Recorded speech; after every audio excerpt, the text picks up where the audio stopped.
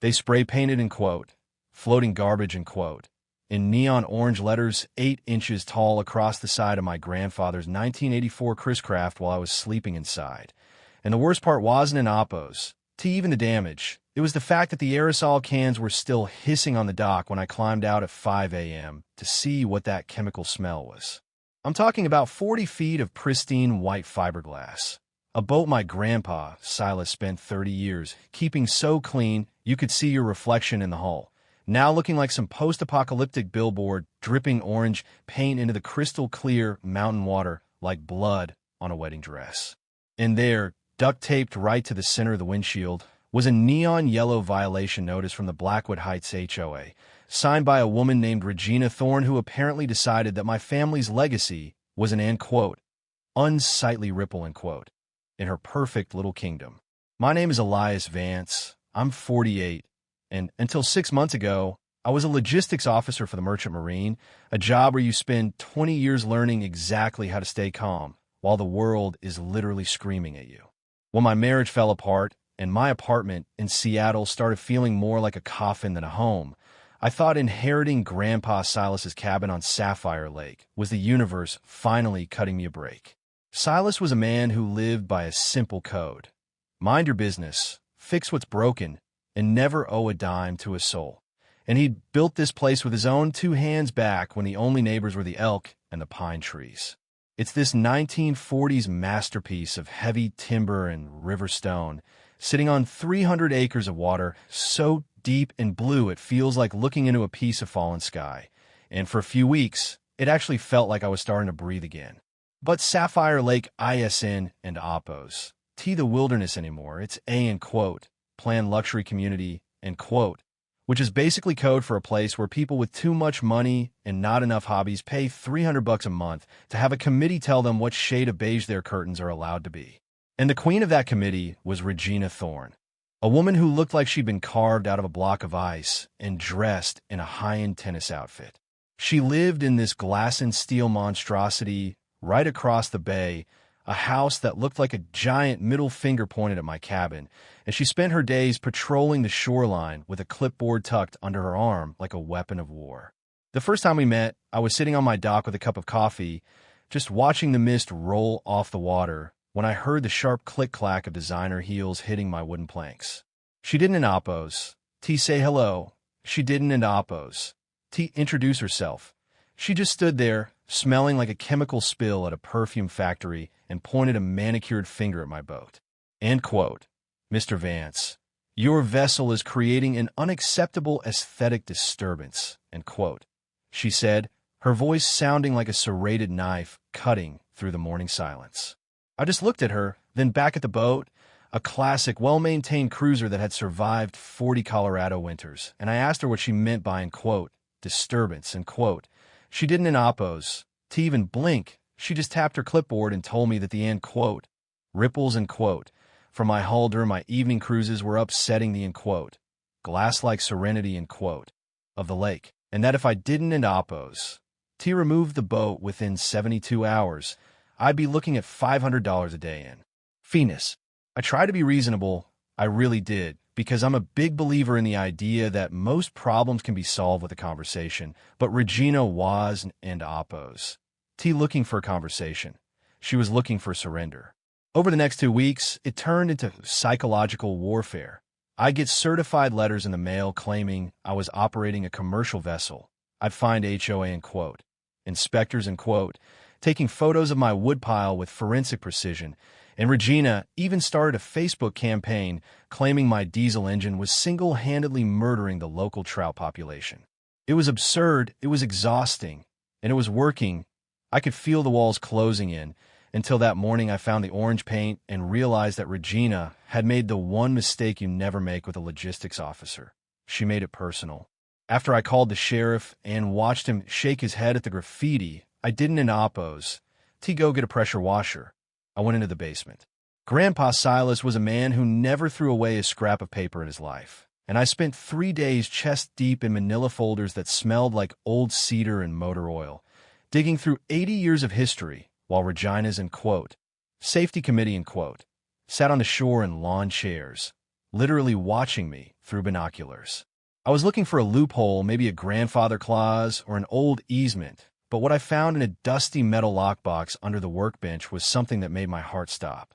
It was a deed from 1921, handwritten in ink that had faded to the color of dried hay, and as I read the legal descriptions, my hand started to shake because I realized that everyone in this community, including the HOA and Regina Thorne herself, had been living under a massive 38-year-old delusion. See Sapphire Lake ISN and Oppos, T. Natural Lake. It was created by Silas and his father back in the 1920s when they dammed a creek to power their sawmill, and when they eventually sold off the parcels of land to developers in the 1980s, they were very, very careful about the fine print. I called up a maritime attorney I knew from my shipping days, a woman named Elena, who could find a needle in a legal haystack while blindfolded, and when she saw the documents, she actually let out a low whistle. End quote. Elias, end quote. She told me, end quote, "You aren't an Oppos. T just a property owner with a boat problem. According to these deeds and the state water records, you own the lake." End quote. Not just the dock, not just the shoreline. The entire 300 acres of water, the lake bed, the dam, and every square inch of, end quote, riparian rights, end quote, that the HOA had been claiming to manage for decades. It turns out the developer who built the luxury estates had committed a billion-dollar blunder. He'd bought the land around the water, but he'd never actually purchased the water rights from my grandfather. And for nearly 40 years, the HOA had been collecting, end quote, lake maintenance fees, end quote, and issuing fines for a body of water they had zero legal authority over. It was like someone charging people a toll to drive on a road they didn't and oppose. Tion. And when I realized that Regina's precious meditation gazebo, the place where she sat to write those violation notices, was actually built 30 feet past her property line on my land, I felt a smile spread across my face that was probably a little bit terrifying. But I didn't in oppose. Rush out there to scream at her, because a good logistics operation requires timing and overwhelming force, so I spent the next week building a dossier that would make the FBI jealous. I installed military-grade night vision cameras that caught Regina personally spray-painting my boat at 2 a.m. while wearing a silk robe, and I reached out to the, end quote, underground resistance, end quote, the neighbor she'd bullied for years. I met with a guy named Henry, a Vietnam vet who'd been fined $10,000 because his mailbox was 3 inches too high, and a young couple, the Millers, who were being sued because their kid's swing set wasn't in oppos. The, end quote, approved shade of forest green, end quote. We sat in my cabin, drinking coffee and looking at the evidence of Regina's corruption. How she'd been funneling HOA legal fees into her brother-in-law's law firm and using community assessments to pay for her own landscaping. And I realized this wasn't an oppos. Just about my boat anymore. It was about a neighborhood that had been held hostage by a sociopath in a visor. The climax happened on a Tuesday night during the, end quote, emergency community safety meeting, end quote, that Regina had called to officially ban my boat and seize my dock. The clubhouse was packed, the air thick with that weird, suburban tension where everyone is staring at their shoes, and Regina was standing at the podium like she was presiding over a war tribunal. She started her speech by calling me an, end quote, outside agitator, end quote, and a, end quote, threat to property values, end quote, her voice dripping with that fake HR-approved concern, and then she looked right at me and said, end quote, "Mr. Vance, this community has standards, and if you can in oppos, respect our lake, you don in oppos, belong on it," end quote. I stood up, and you could have heard a pin drop on that plush carpet. I didn't in oppos. I just pulled out a stack of folders and asked the board secretary to distribute them to every person in the room. End quote. "You're right, Regina," end quote, I said, walking slowly toward the front, end quote. "This community does have standards, and the first one usually involves not trespassing on private property," end quote. I watched the color drain from her face as she looked at the top sheet. A certified surveyor's map and a title opinion from the state engineer's office.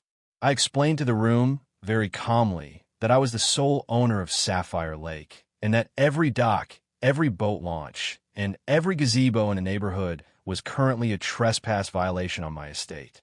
The room erupted, not with anger at me, but with this collective, gasping realization. I looked Regina dead in the eyes and told her that according to my records, the HOA had illegally collected over $900,000 in lake fees since 1985, and that my attorney was currently filing a lawsuit for the return of every cent plus interest. But the real kicker was the video. I turned on the projector and played the footage of her with the orange spray paint, her face clear as day in the infrared light, looking directly in my camera before she shook the can and started vandalizing my family's history. The silence that followed wasn't oppose. Just quiet. It was heavy, the kind of silence that happens right before a dam breaks. Regina tried to sputter something about, in quote, community aesthetics, in quote, and in quote, legal technicalities, in quote, but Henry, the vet with the mailbox, stood up and shouted, in quote, the only aesthetic I care about is seeing you in handcuffs, Regina, end quote. And suddenly 40 years of repressed suburban rage just spilled over. People were demanding their money back. The board members were trying to resign on the spot to avoid being sued, and Regina was left standing at that podium looking like a ghost of the person she used to be. I told her right then and there that I'd be happy to let the neighbors keep using the lake for free, provided they dissolved the HOA immediately, and Regina moved out of the county within 30 days. By the time the sun came up the next morning, the, in quote, Blackwood Heights HOA, in quote, was effectively a corpse.